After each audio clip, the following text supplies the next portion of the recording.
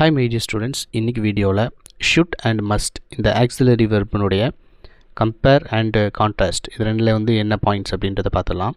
First usage அப்படின்ற அடிப்படையில் பார்த்தோம் அப்படின்னா should அப்படின்றது ஒரு அட்வைஸ் சொல்கிற மாதிரி அல்லது சஜஷன் சொல்கிற மாதிரி நம்ம யூஸ் பண்ணலாம். அதே மாதிரி மஸ்ட் பார்த்தீங்க அப்படின்னா ரொம்ப ஸ்ட்ராங்காக அல்லது ஒரு ஆர்டர் போடுற மாதிரி நம்ம யூஸ் பண்ணலாம். இது யூசேஜ் அடிப்படையில். கான்டெக்ஸ்டுவல் மீனிங் அடிப்படையில் பார்த்தோம் அப்படின்னா should அப்படின்றது ஒரு இன்ஃபார்மலாக யூஸ் பண்ணிக்கலாம். ஆர்டர் அப்படின்றத ஃபார்மலாக நம்ம யூஸ் பண்ணணும். அதேமாதிரி ரெண்டுக்குமே ஸ்ட்ரென்த்து அப்படின்னு பார்த்தோன்னா ஷுட் அப்படின்றது கொஞ்சம் வீக் அப்படின்னு சொல்லலாம். அதே சமயத்தில் மஸ்ட் அப்படின்றது ரொம்ப ஸ்ட்ராங்காக ஒரு விஷயத்தை அது ஒரு மேண்டேட்டரி அப்படின்னு சொல்கிற மாதிரி இடங்களில் நம்ம யூஸ் பண்ணலாம். எக்ஸாம்பிள் பார்த்தீங்க அப்படின்னா யூ ஷுட் ஸ்டடி டுநைட், இன்றைக்கி நீ கண்டிப்பாக படிக்கணும் அப்படின்னு நம்ம சொல்கிறது.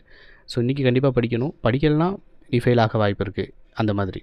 ஆனால் அதே சமயத்தில் மஸ்ட்டு பார்த்தீங்கன்னா you must submit your assignment கண்டிப்பாக சப்மிட் பண்ணணும். சப்மிட் பண்ணலை அப்படின்னா மார்க் எடுக்க மாட்டோம். ஸோ அங்கே ஷுட் யூஸ் பண்ணும்போது அதனுடைய பாதிப்பு என்னன்றதை நம்மளுடைய ஒப்பீனியனாக தான் சொல்கிறோம். பட் இங்கே அது ஒரு பனிஷ்மெண்ட்டாகவே நமக்கு திரும்ப கிடைக்குது. ஸோ இதுதான் சிம்பிளாக ஷுட் அண்ட் மஸ்டினுடைய டிஃப்ரென்ஸ். தேங்க்யூ.